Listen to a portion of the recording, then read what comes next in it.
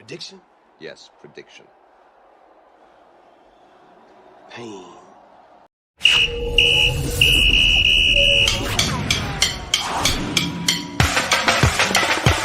We run the clock, Super 16, it's the cream of the crop. College football, time of year, don't stop. You're adding this guy. Just another go dome with the courage, heart, skill, and will. Bringing you the best 16, serving up a plate for the football fiends. Breaking the best 16 college teams. Football fans, it's the show of your dreams. Ain't no bias, Chris Zorich breaking truth. Traded in the golden helmet in the past for a suit. With the tape, never lies, college ball, he's a stoop. Ranking the top 16, not the top 32. I don't mean to cut you off like a Zorich jersey, but you ain't really grinding unless the jersey dirty. Hit the running back like a Mack truck behind the 30-yard line. It's game time, my team ride you off the sideline. You look at Chris like this with a fact checklist, going over college teams like a 50 scientist. Steve streaking from his head like in his playing days. Super 16 polls on his show straight away. It's the FBS, the best of the best from the ACC to the SEC. Pac-12, Big Ten, Mountain West, Sun Belt, and the Big 12. Open your eyelids, who the best like the clock? Super 16 is the cream of the crop. College football, time of year, don't stop. With Christopher Zorich, just another go dome with the courage, heart, skill, and will. Bringing you the best 16, serving up a plate for the football fiends. Breaking the best 16 college teams. Football fans, it's the show of your dreams.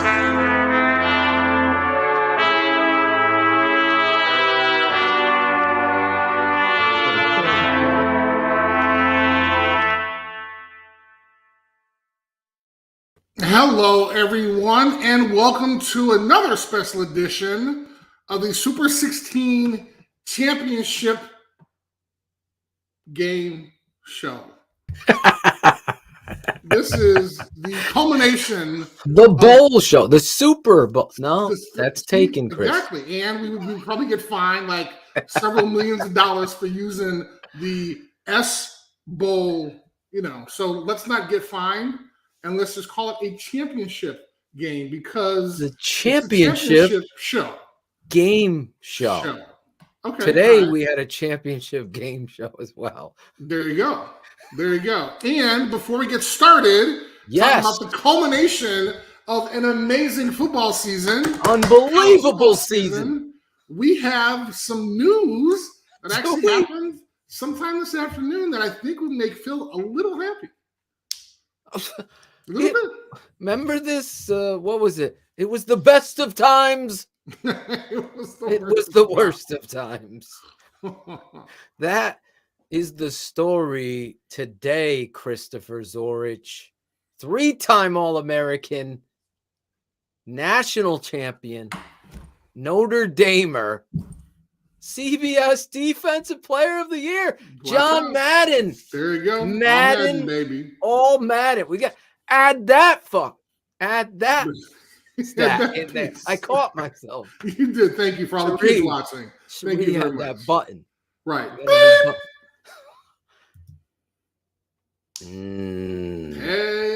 Hey, listen. It's not hard, George. He might be a big demand now, man. He might be. He might be. George's wife is saying. He might be in demand right now, Phil. I don't know, man. I'm sure. I got a text right before we came on the show.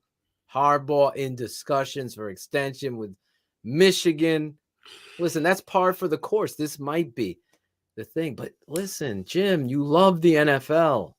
There's a struggling, feeble franchise. And let's just get it out of the way. Obviously, we're going to talk about the national championship with me and my guy, Chris Zorich. He's been breaking down on our network and the Super 16 poll all season long, giving you the best teams according to Chris in the land. And we would jive and do our jokes and go through the analysis of these teams to get to this point where the two giants stand on top. And we're going to get into the game. But obviously, all you Bears fans and Chris Zorich and Notre Dame fans know the travesty that has been the last 4 years with the Chicago Bears. For Chris, it might be the last 34 years with the Chicago Bears. Today was a day where I'm just going to keep it 100 with you. The Chicago Bears did what they should have done before, and they cleaned the slate. They wiped the slate clean. I do have to ask a question. Were you surprised to hear Pace as well? So I went to sleep, and someone praying like a little kid praying. I did, Chris. I swear. I was. Listen, my wife was tired. She's like, just cuddle with me. We watched the Bears. I had the show, BHL. I had an epic rant on that show. I don't know. I haven't even watched it yet, but I must have gotten 158 texts about, bro, you killed your rant. I haven't even heard it yet. I saw some of it. It was great. It was exceptional. Thank you. And Cherie was one of those people, and I just trust Cherie. You know, she's not blowing smoke. That being said, I'm watching King of Queens with my wife. Steph falls asleep in the middle of the second ep. So I turn the Raiders game back on. And I'm like, holy cow, what a game of foot. That was the most fun NFL game I've watched in so long. I just thoroughly enjoyed the game, and the strategy and how it ended was amazing. And the Bears connection there at the end with Staley and what he did.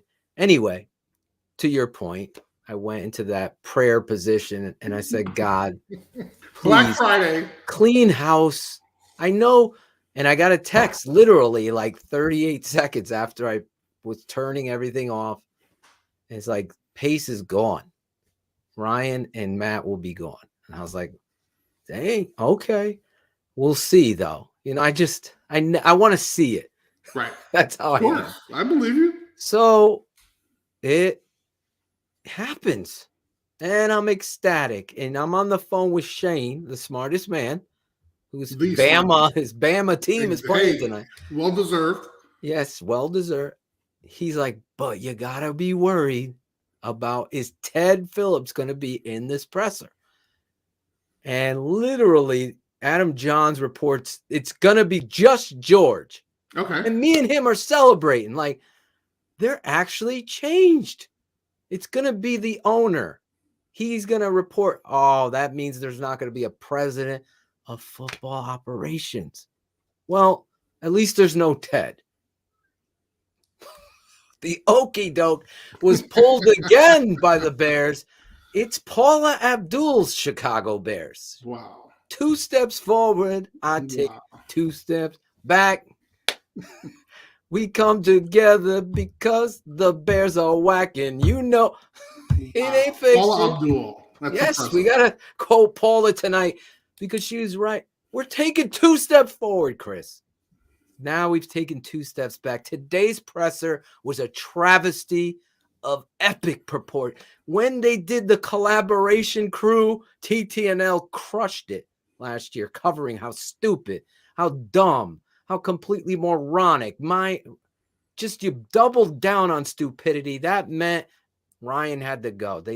So they did it. Then today, they spend the first 20 minutes praising Ryan and Matt as if there's the Pope has, passed away. And we're going to talk about him at his eulogy. It was confusing. It was belittling to the fan base. And Hector's probably right. 5 steps were taken back.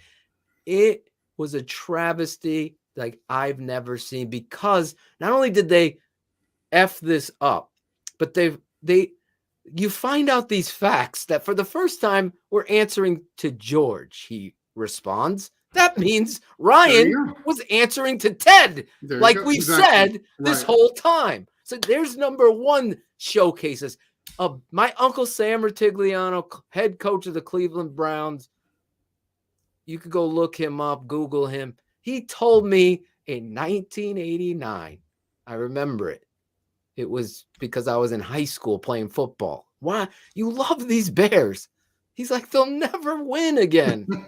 And he points out Ted Phillips they have an accountant, was his quote, making football moves with them. That's a true story. And it's still that way. It might have been 1990. I was in high school playing football, and I didn't believe them. I go, no, they're smarter than that. They're not. And today, how many years later? 1990. That's what, I can't even do the math. 37 years later. We're still doing the same things, and then throwing the diversity in the shade of that. It just doesn't sit well with me. Chris, Cherie, and I were doing a little research, like Vic Fangio would say. They hired these people, promoted them 4 months ago, 1 month apart, setting up this thing.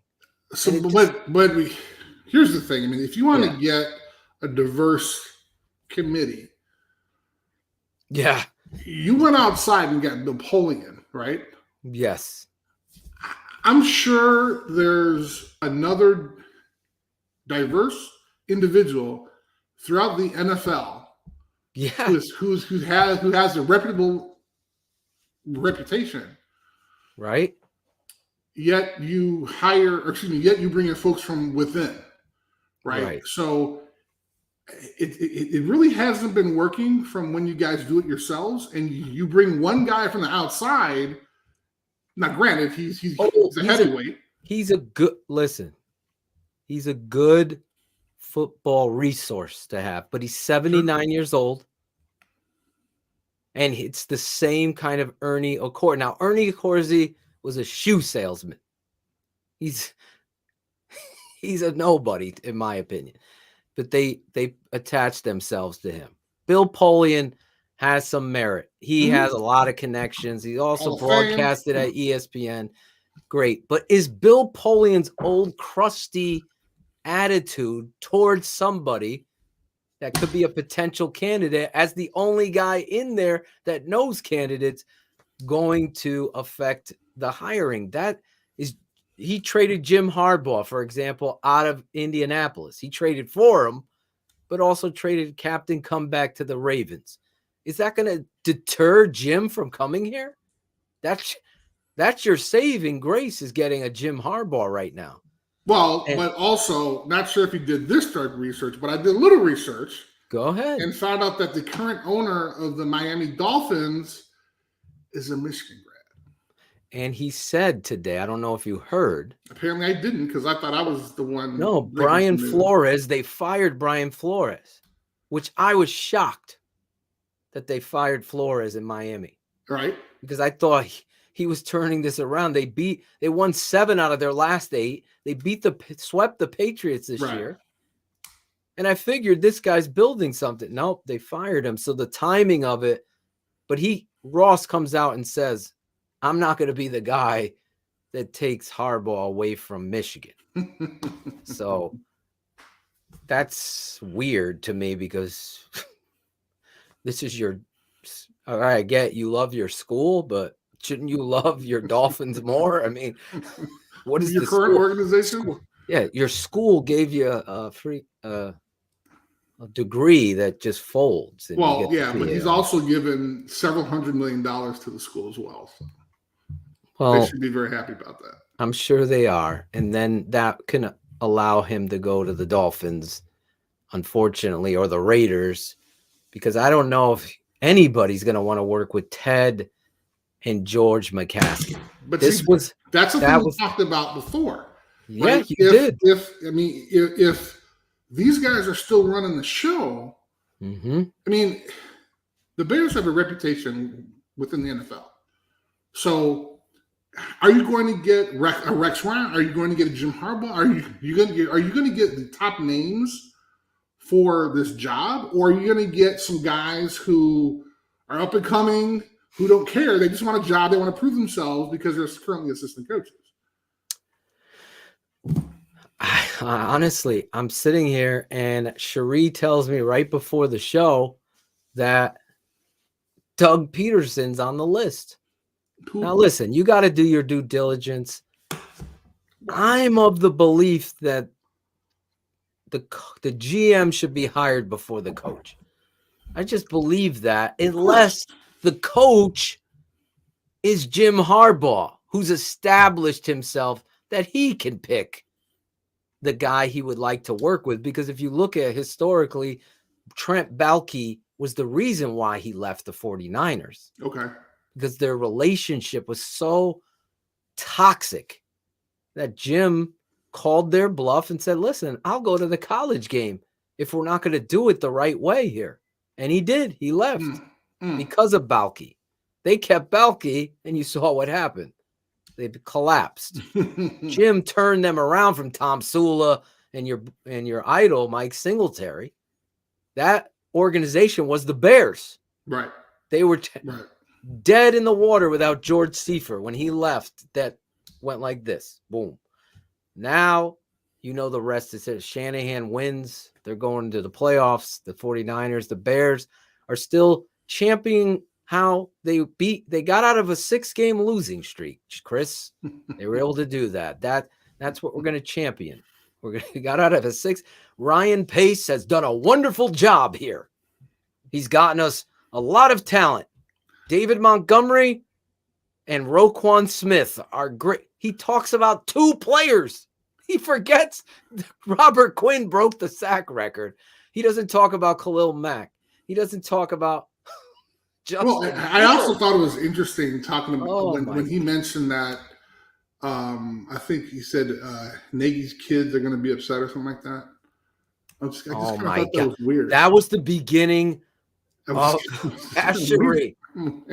The beginning of this presser is something that I'm telling you, I've been around a lot of people on all levels of bread, we'll say. I've been around people that have none, and I've been around billionaires. That was the most indicting thing I've ever seen out of a person trying to use and deflect. First, he started out with Jeff Dickerson and the loss of him. And then he went on an epitaph of sheer utter defense mode in scolding people for fire Nagy chants towards Matt Nagy's children. The coach's kids should be off limits. Well, you were once a coach's grandkid. This is crazy that you're even talking about this in the end of the year firing dismissal of your GM and your coach. It is so small town stupid. It honestly is like we walked in, remember the yellow brick road, you know. All of a sudden we walk down the yellow brick road and we're thinking it's like this. You know what you got? Have you seen this show Shamadoo on Apple? I think I missed that one. What is that? Oh my God. So you got to check this out. I was hesitant. But this is Shamadoo right here. Okay. The Bears. It's a story. These couple, they're having troubles that they're going on a retreat together, right? Okay. They go into the woods and all of a sudden they're in like a musical. They walk across this bridge. They hear a bell. Okay. And they're in a musical. So the scene changes and everybody's singing. And he's like, what the hell is... And it's hilariously creative. Okay. This is what I felt like. I'm in a musical with Joe. I'm singing Paula Abdul. How stupid can you be? Wow. Shemagadoon. That's it. Shemagadoon. It's on Apple TV. You'll have to check that out. I thought it was creative. You have to stay with it. There's some corny stuff, but it really is. Ted Lasso, Facebook user, please check the stream and do that. Great show as well. That's Ted as well. Ted Lasso is George McCaskey is the president of the Chicago, or whatever is the chairman of the Bear. Now, Chris, the other thing we find out is that George answers to his family. That's who's in charge of George. Who holds you account? Who accounts? Pat McCaskey, Jim McCaskey, Virginia McCaskey, this McCaskey, Pat Ryan, Ted Phillips is on this. So this board is like inside trading. It's like there's no way anybody's held accountable. And it's like you could do whatever the heck you want to do. And it's a big bafangu to the fans. That's what it was today. And it's terrible on every level of my being of football, because the last part of this is the shots at Olin Kreutz. I did not understand. I mean, really, come on. They ask him the question because it is true. Why would Olin, and all it takes is one call to your boy Harry Hiestand, and then the ship has finally sunk, because Harry could say, yeah, that's a true story. That's what they said. And George could have just easily went over there. Listen, no comment there. I didn't see it. Whatever you got to do. But instead, I would take whatever Olin says with a grain of salt. And then doubles down on him being somebody. It was a huge. And Olin Kreutz, Chris, will be jumping on Keeping It 100 this Wednesday night. That'll be fun. Oh, you think that's going to be exciting? That'll be fun. Wednesday night, Olin Kreutz. Those of you Bears fan, he will be coming on the show to address George McCaskey, the Chicago Bears, and all of the issues that we've talked about. Today was good and bad. Listen, at the end of the day, final point, and then we'll move on to the championship game, Chris. Final point here is you just got to hope and pray that they get this right. That's it. You know, the chances, you got to hope Bill Polian's connection somehow uncover. Like, say the GM is Morocco Brown, who has history with the Chicago Bears, and he comes over here and he puts his foot down, and it's down to 3 candidates. That Morocco Brown's influence, other than these unknowns and whoever the hells and the antiquated Bill Polian. I wanted Olin Kreutz for that job. You could see. You definitely. I don't think that's going to happen. You think that will ever happen? I don't think so. No, exactly.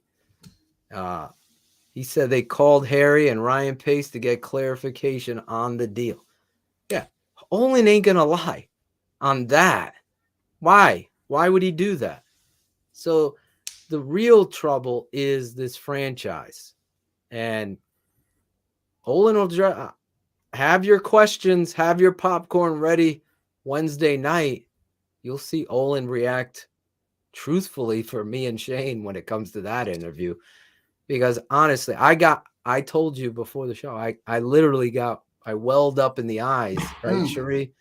That it upset me so much, because here's somebody that I think really would be a great voice that is opposite of what you have always done. So if you keep doing something one way all the time and it always fails, that's the definition of insanity, right? So maybe somebody like Olin, that you guys don't like each other really, but the common good is at stake here because he loves the team. Like I love the team. I was wearing a Bears sweatshirt today after the presser, back into my TTNL hoodie until I see what is going down. And that's where we are, Chris. It was the best of times. It was the worst of times. That's where we are still. Now we have to wait. Are they going to hire another shoe salesman? Are they going to do that? If they get a good football, I mean, me and you could talk for hours on this. You know, the candidates, Doug Peterson, Leslie Frazier. But you also have to think, I think Bill Polian's reputation is on the line too. I mean, this is someone who's supposed to be respected in the community. Again, at age 79, I kind of think you've kind of accomplished all you want to at that point. So, I mean, is he really going to care what people are going to think? You know, which I think is going to be interesting. Yeah, it's going to be. And I see Sal Hamani.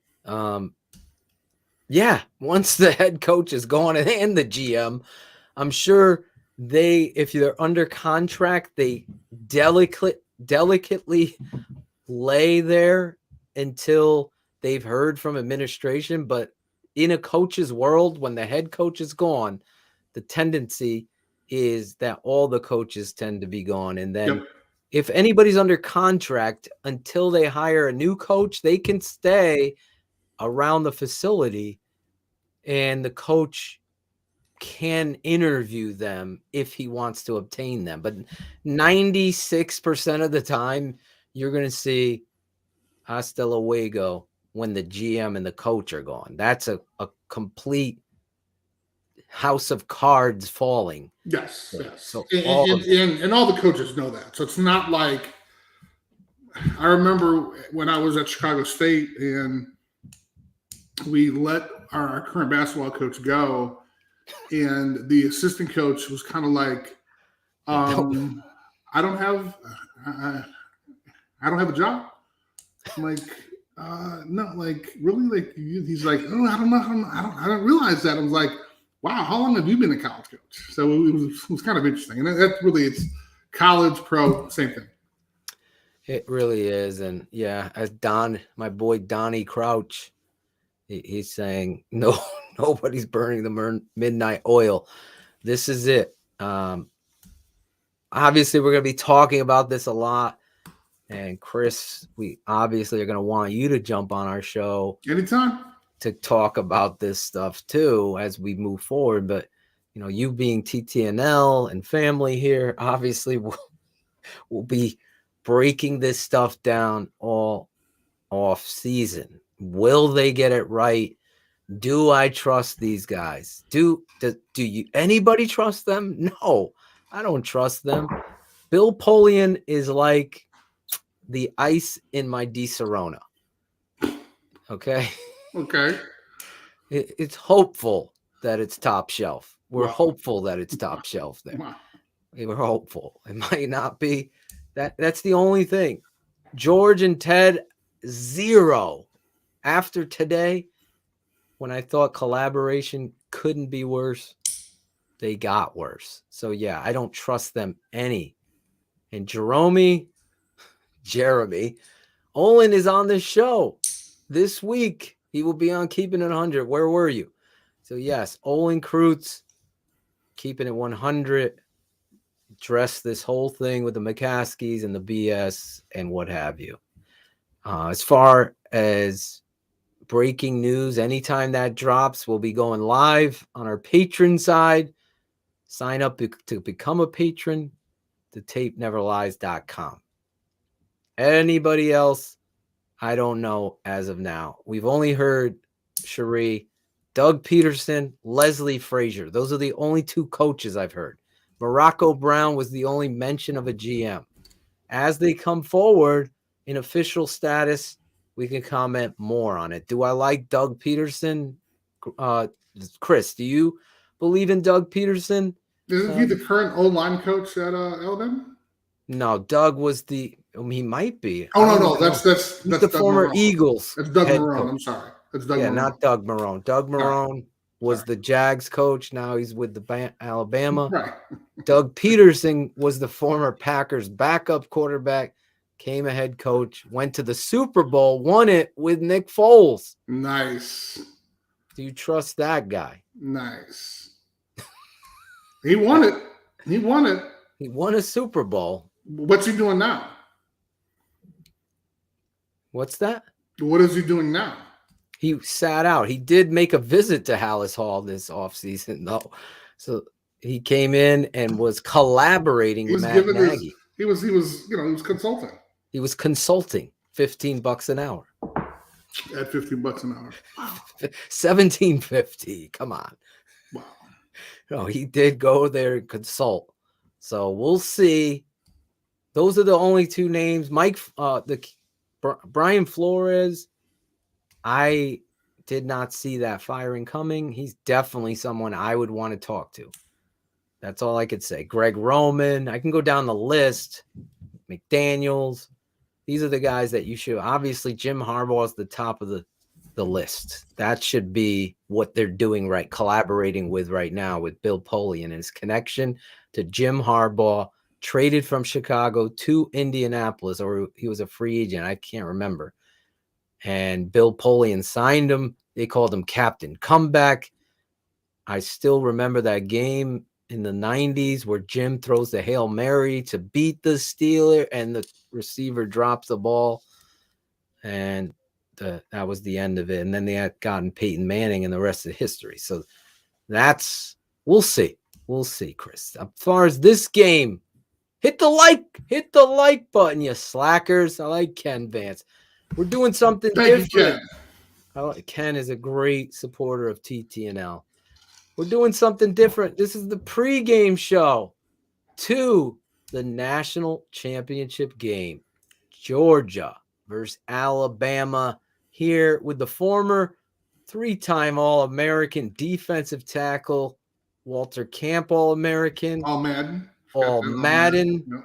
Yeah, we're adding that to we got to add that to your graphic. Okay. All-Madden.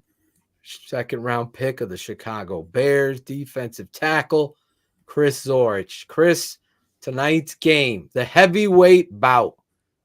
Part two. Did Rocky beat Apollo in part 2? I don't remember. Yes, he did. See, I don't remember. Yo,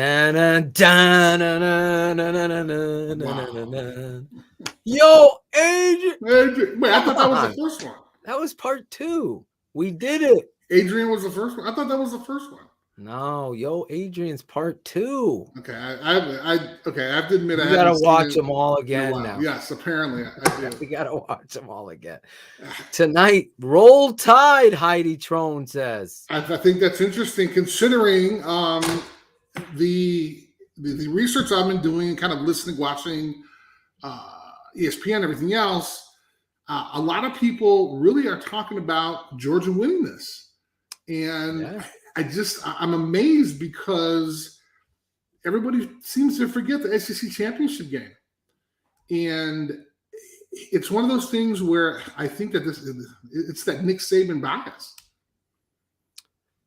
Yeah, I mean, Saban in big games has been historically amazing. From changing the quarterbacks at halftime. Amazing. Who does that? In the national championship game, with a freshman, goes out there and wins that game. I mean, the things that Nick Saban has done in these big time moments are the reason why Chris Zorich has shown no bias in this show or on this network when it comes to his affection for Coach Nick Saban. That, to me, the better coach tonight wins or the better players win. I think tonight you're looking at 2 teams with amazing players. Mm-hmm. So it is going to come down to the strategy of what coaching staff has the game plan that's going to attack the weakness or find that mismatch in this game, Chris. Sure. And I think what's going to be interesting is that I think the monkey on Kirby Smart's back, the head coach for Georgia, is still on there saying, hey, can I beat Nick Saban? And that's the thing that no one's been able to do except Jimbo Fisher this past year, right? So I think there's been 14 or 16 attempts, and he's been the only one. That being said, I think that they're very comparable.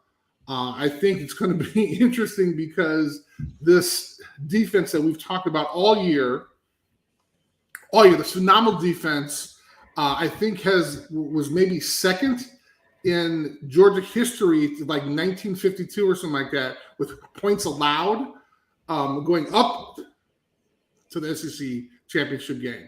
So it's just one of those things where it's going to be Alabama's defense Georgia's defense against Alabama's offense. And I think what's the key to the game for me is going to be looking at, hey, can Alabama's offensive line, who's had some injuries, can they sustain themselves against Georgia's defensive line, which was the premise we talked about in the SEC championship game, right? I mean, this is one of the things that people were saying, hey, and at that point, I think there was going to be one new starter on Alabama's offensive line, and everybody was terrified.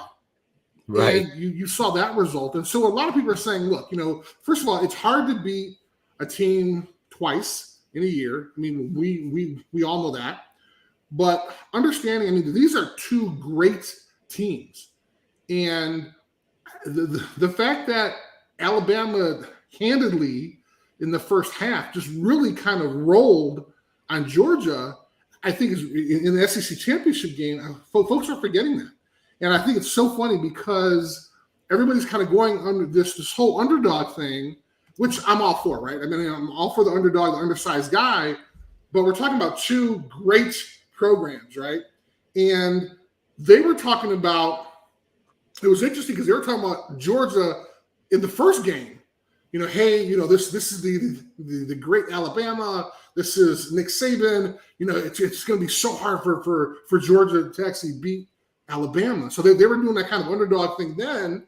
And I think going into the game, if I'm not mistaken, wasn't Alabama like a 14-point underdog? I mean, it was bad. It was crazy.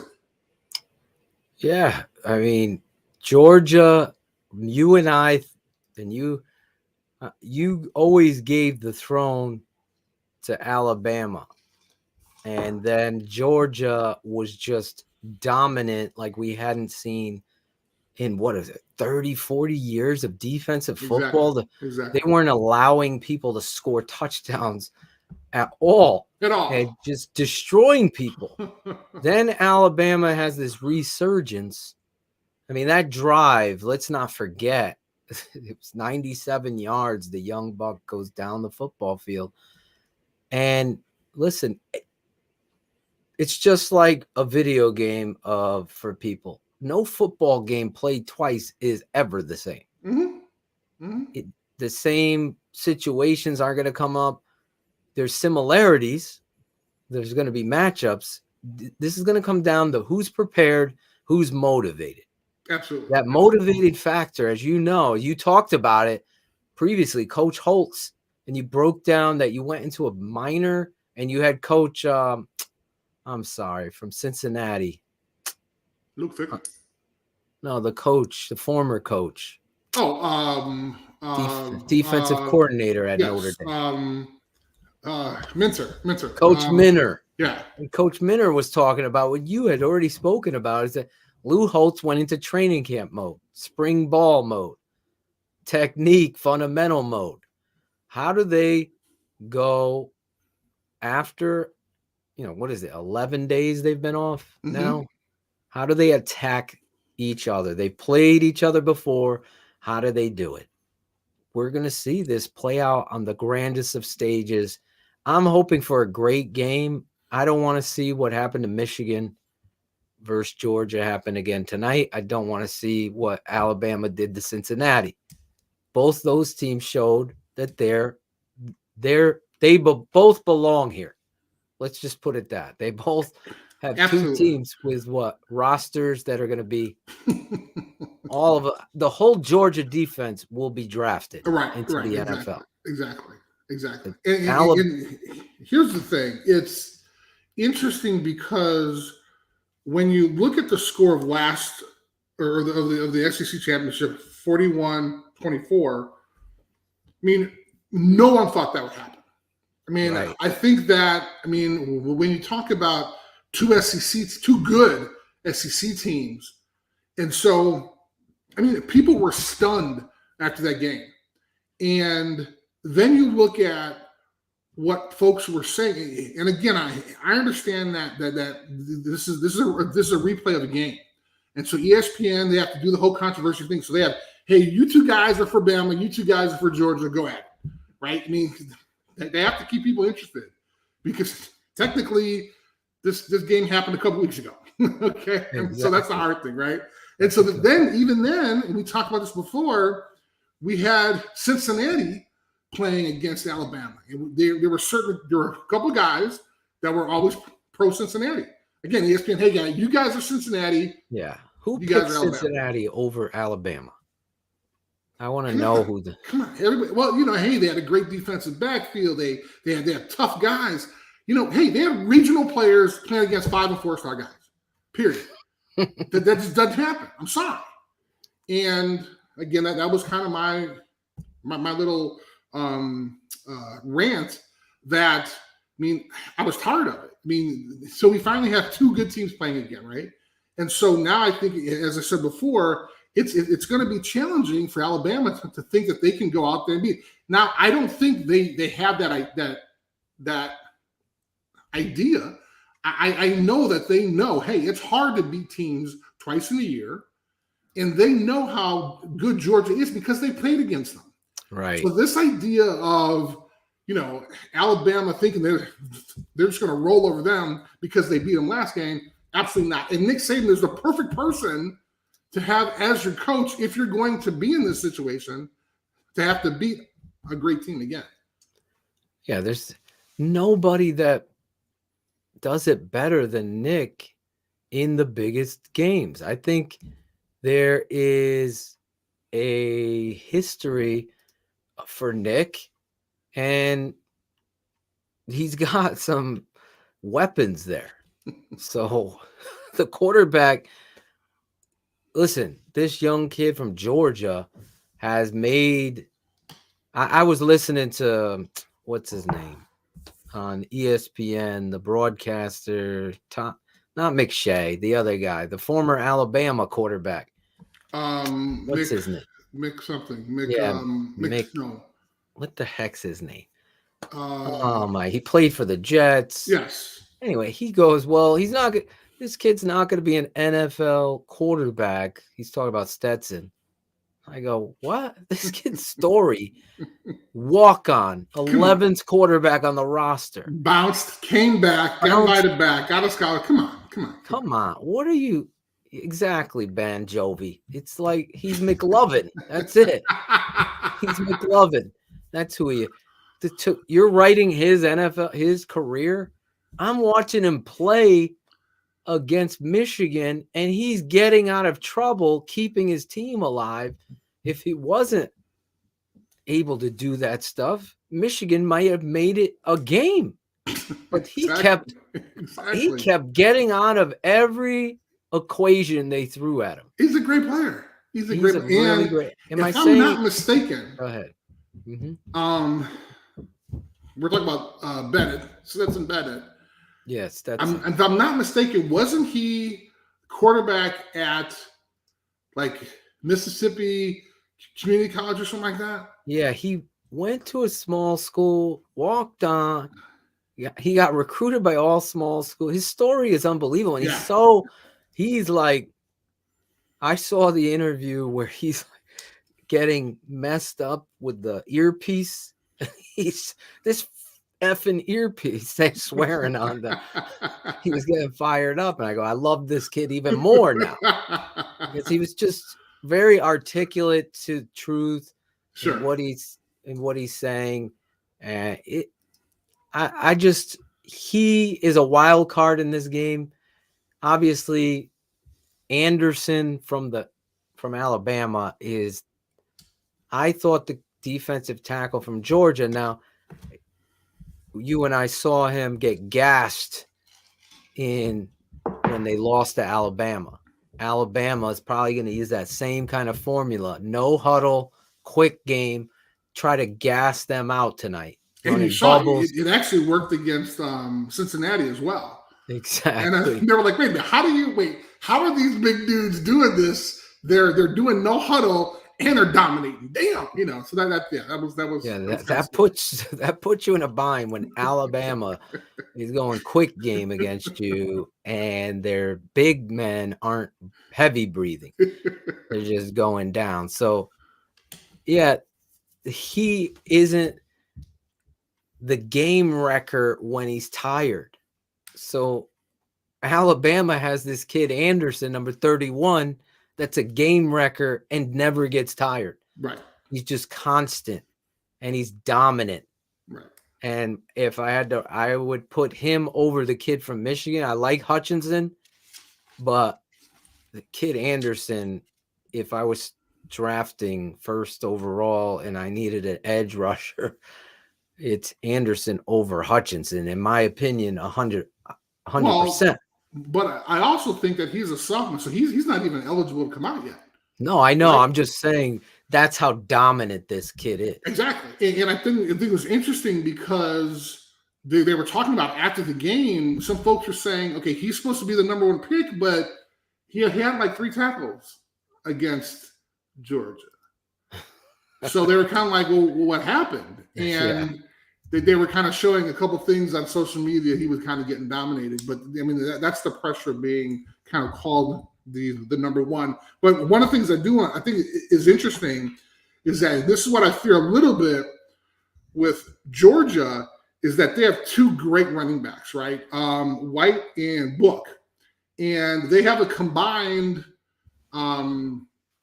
yardage of, I think, like 1,500 yards, whereas Alabama, I mean, they just have Johnson, who is a great running back, right? And he's had over 1,200 yards this year. But when you have that 1-2 punch, I mean, they both, I think, have like over 600 yards. I mean, right. It's.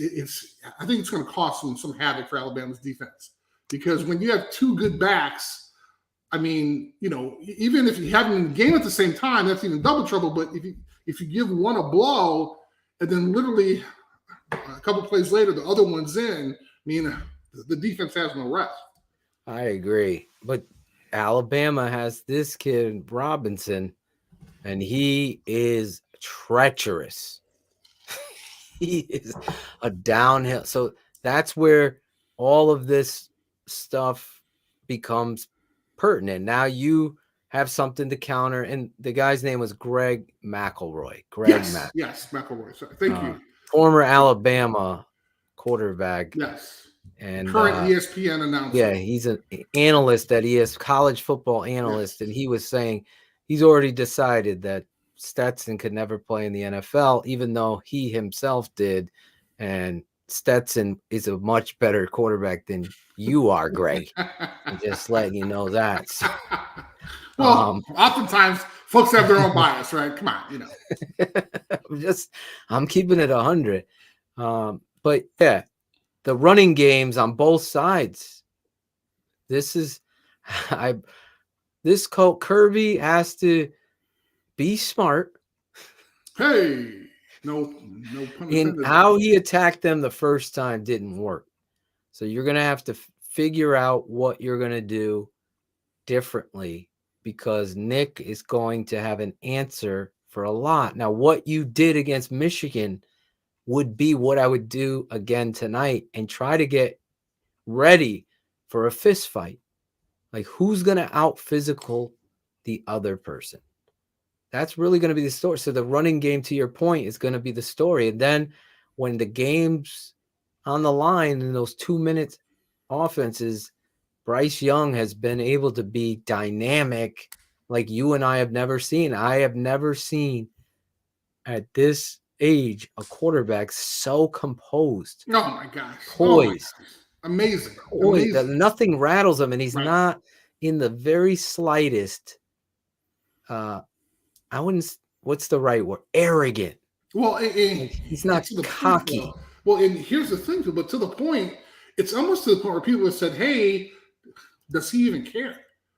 Because, like, literally, he's so calm. Like, there's a touchdown, and he's not running down. He's just like, "All right," you know. And it's like, "Whoa, like, man, does this guy care?" It's like, excuse me, does he care?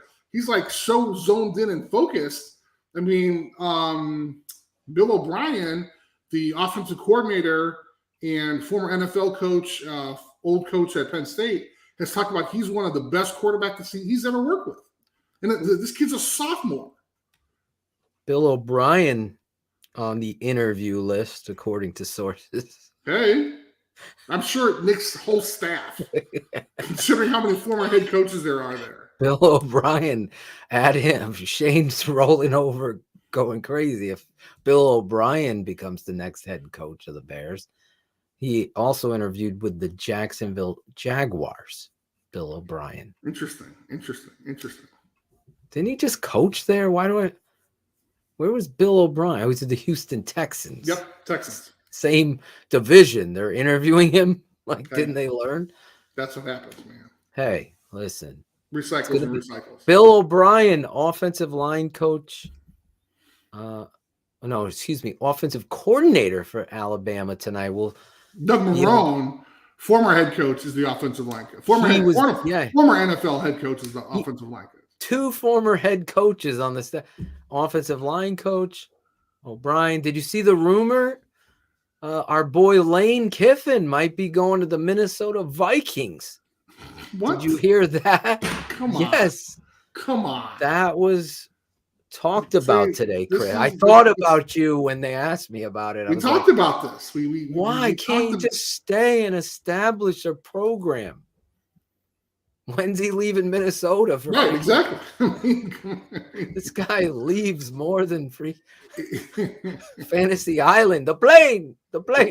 He's going okay, again. I didn't get that one. But okay, sure. Going again. He's going. Okay, I see. All right, okay. Got it. But okay, I could say made faster than an air traffic controller, but really the plane.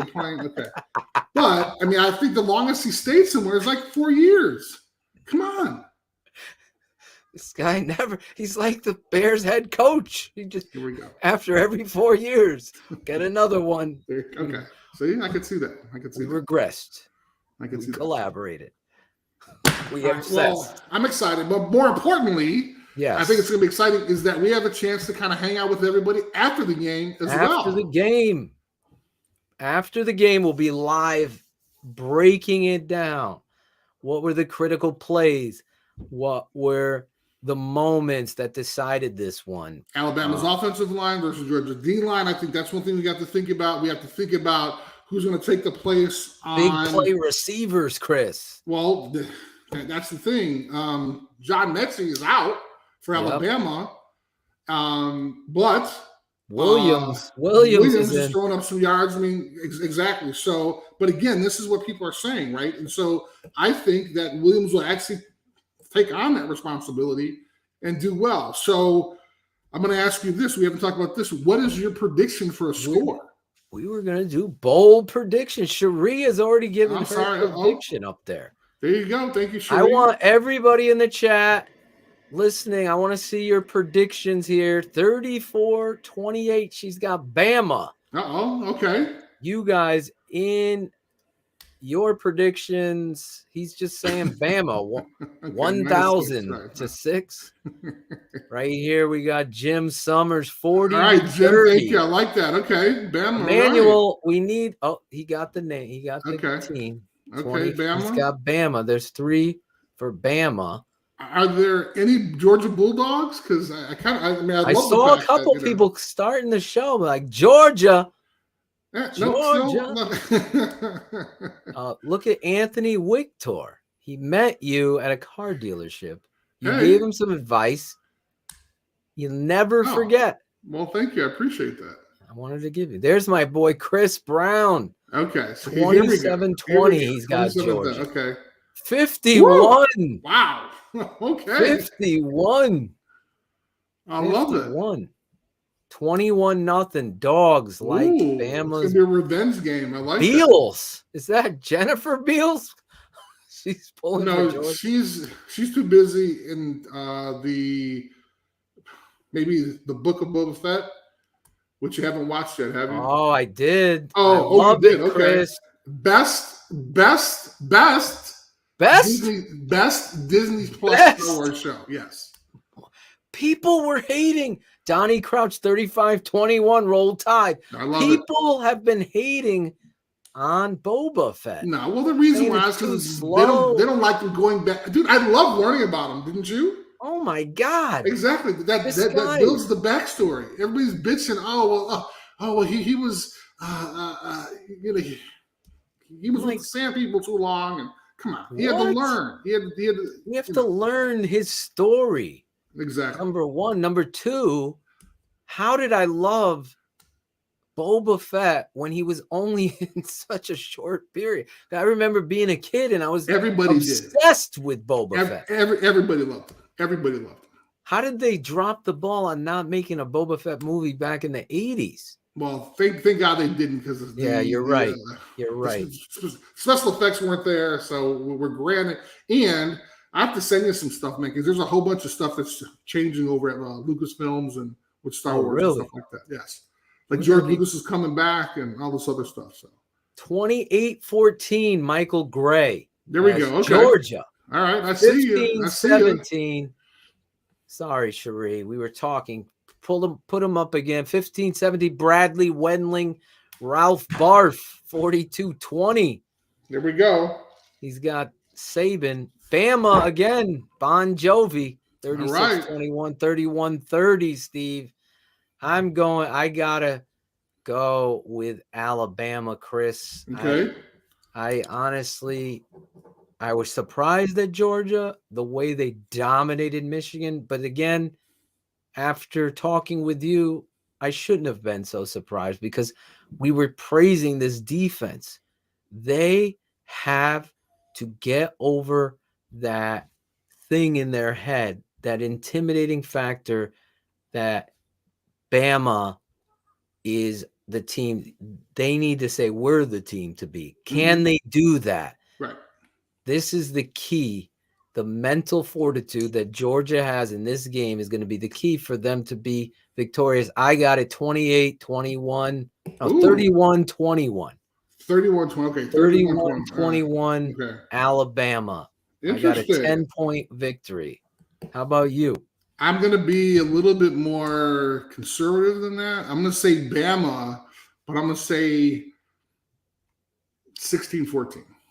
Wow, you're going close, low-scoring game. I'm telling you, man. I feel it, man. I think that you have the revenge factor in Georgia, but you have an already established program in Alabama. 16-14. So you got Bama again. Yes, sir.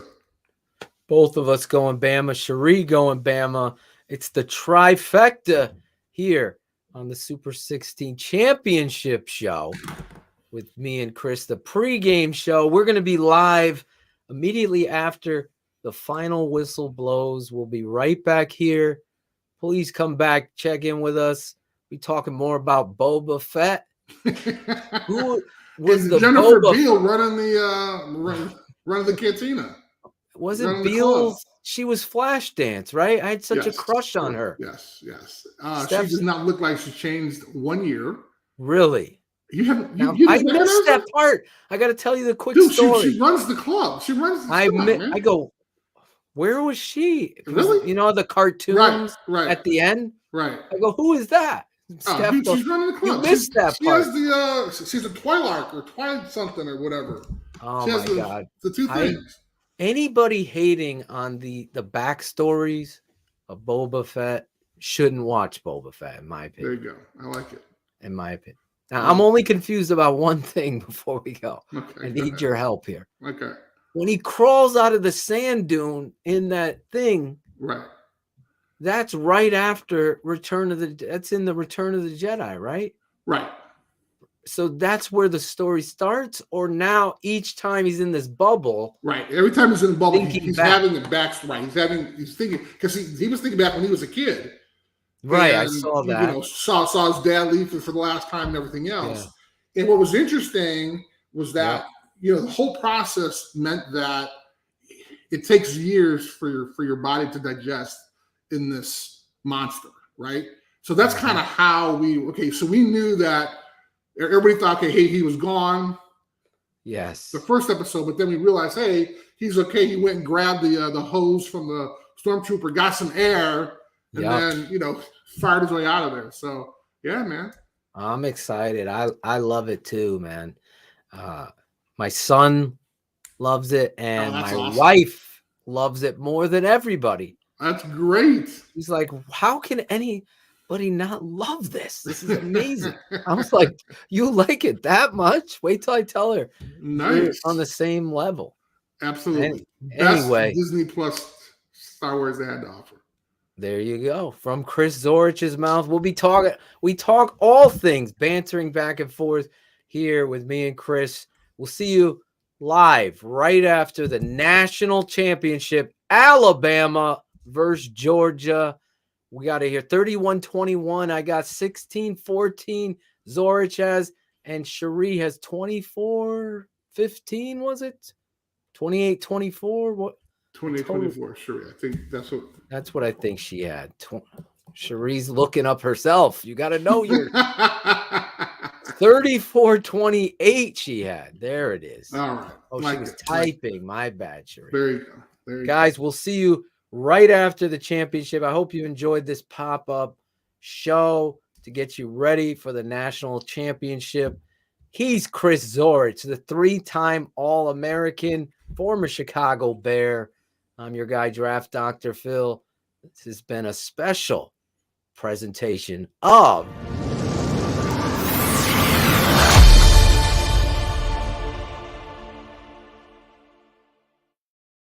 TTNL. There you go. That's nice. That's awesome. Like That's very dramatic. I like it. It is. Chris Zorich, I'll see you right after the game. See you in a few hours, bro. We love you guys. God bless all of you. Wednesday, Olin Kreutz will be coming on, keeping it 100. Tune in. We're going to have a lot of fun. See you later. Goodbye. Later. Thanks for watching the Super 16 Poll Show with Chris Zorich. Like, subscribe, and comment. This has been a special presentation of the Tape Never Lies Network. Performance